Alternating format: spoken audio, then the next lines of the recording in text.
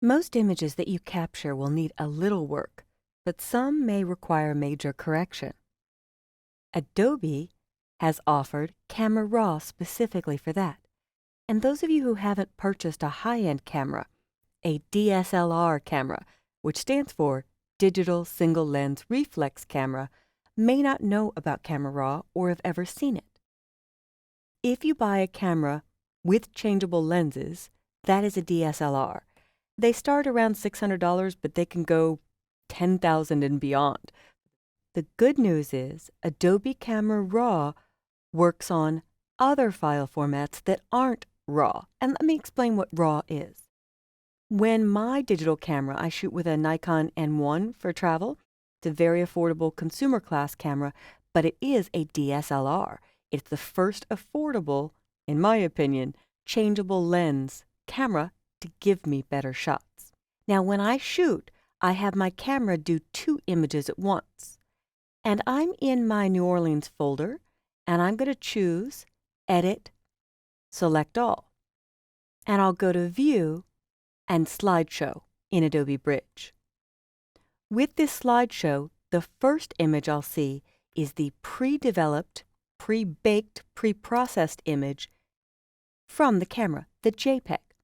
And when you buy a consumer class camera, one without changeable lenses, typically they only shoot in JPEG. There's no option for RAW. So the high-end cameras shoot 2 images at once. And the RAW one is just that. It's the closest thing you can get to a digital negative. It's not color corrected. It's not sharpened. It's for the photographer to do the developing. I hit the spacebar to pause my slideshow, and if I go back with my left arrow key, here you could see I've put my camera on vivid, so the JPEGs are very punched. The colors are richer. It's definitely sharper. But I can do more with this RAW file. And Photoshop supports over 400 different RAW formats. Every camera maker has their own form of RAW. There is an extension, a .raw, .raw, that may be on your camera's digital negative or RAW format file, but there's a lot of others. .crw stands for Camera Raw. .cr2 is a newer version of Camera Raw. .dng stands for Digital Negative. It's also a RAW format. And mine is a Nikon, and it uses .nef. So if your camera has the option to shoot 2 at once, always turn that on. You could do so much more with the undeveloped one. It reminds me of Ansel Adams. He had this photo, Moonrise, which he kept taking the film back into the darkroom and redeveloping it to make the sky the focal point, or the mountains the focal point, or the landscape, or the moon. I think he did 15 or more different versions of the same image. With a RAW file, you can never harm the original. You never overwrite it, but you can do a lot of different things with it. So as I go through this, I'll see JPEG, pre-developed, pre-baked by the camera, and sports photographers tend to only shoot in JPEG. It gives them very fast shutter speed. They want the best possible shot. They need to upload it instantly. So even if their camera could shoot in RAW, it won't shoot quickly enough to capture all that action and motion. High-end photographers usually always want both, or may not even shoot JPEG because they're doing all the developing on their own. The JPEGs are great for comps, comparables for the client. So you could say, this is the series I've got. Keep in mind they're pre-developed by the camera, but I'll do far different things with them when I develop them. So if you have a lot of time and money for the post-developing, or if you want a lot of control, you shoot in both with a high-end camera. So here's the JPEG again, and the RAW. JPEG, really nice shot initially. RAW, I can pull a lot more out of it. But the JPEGs will look better at first glance. Treat your RAWs like undeveloped film. In fact, this JPEG, it didn't really help this shot a lot. The RAW isn't radically different. I notice the sharpening and a little bit of vibrance, but I can go much farther with the RAW.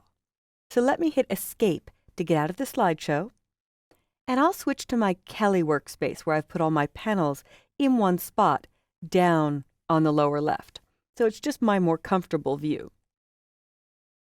This gives me a much larger preview area, and I could click once to zoom in. But let's take one of these shots and do some raw developing to see what we can get out of the image. So here's an example. I'm going to grab these chili peppers.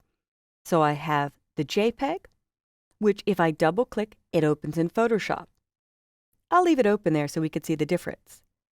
I'll go back to Bridge, File, Browse in Bridge, and I'll double-click on the Camera Raw. And in the Camera Raw, I will always do at least 4 things here in the basic portion of the panel. The Camera Raw dialog has a lot of tools built in, but let's just take a look at my standard correction procedure. So I'm going to fill my screen or hit Maximize, and I always move the exposure first. Do I want it overall lighter or darker? Maybe I want a darker shot. Maybe the lightness isn't what I'm shooting for. I want less attention on the background. I'm going to go a little lighter on this and get to richer shadows a different way. When I move exposure up, I'll move blacks down. And with those 2 small moves, here is my before and after. I've already punched it a bit, helped the color. Shadows will open up all the detail in between these chili peppers. But it's also opening the background. I have some other tricks that I'll use to correct that in Photoshop. My goal is to get the best usable front portion of the image. So if I take shadows darker, it's going to plug up all that detail. It really depends on your goal. But I tend to open up the shadows, richen the blacks, in almost all cases, trying to not lose detail as I do that. And then clarity is overall mid-tone contrast.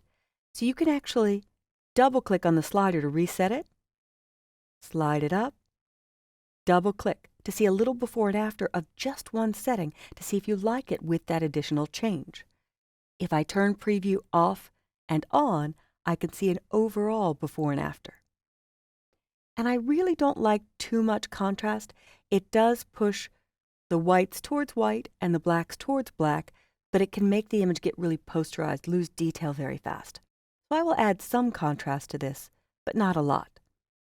And I'm not even going to show sharpening yet. I'm just going to show my basic settings for correcting the image. If there's too much yellow, I can slide a bit towards blue, or towards yellow if I like that yellow cast in the image. So removing overall color cast is a breeze, and it's everything in one spot, in one dialog, without a bunch of adjustment layers and masks. I've gone from here to here in about 3 minutes. The last thing I'll do is scroll down and boost the vibrance. The vibrance just pops or richens up all the color. And if I slide it to the right and double click, you could see a subtle move, more in the background, not a lot in other areas. So this is a darker image overall, so maybe vibrance won't help me. And then I'll decide whether I want exposure, lighter or darker. I'm going to leave it about here and click Open Image. And if I go to Window, Arrange, 2 up vertical, here is my Camera Raw, the .NEF, and here was what my pre-baked JPEG was. It's a really completely different image, and I've only shown you one piece of Camera Raw. You can use Camera Raw on your JPEGs and TIFFs, and in Photoshop CC, I can use them on anything as a filter. So if you aren't one of those lucky people who's purchased a high-end camera, you can run Filter, Camera Raw Filter, and do everything I just did on existing shots. So this is your introduction to Camera Raw, and I rarely bring a photo into Photoshop without doing a little correction on it in RAW first. Try this on some of your own photos and just absorb the power and the speed that ACR, Adobe Camera Raw, gives you.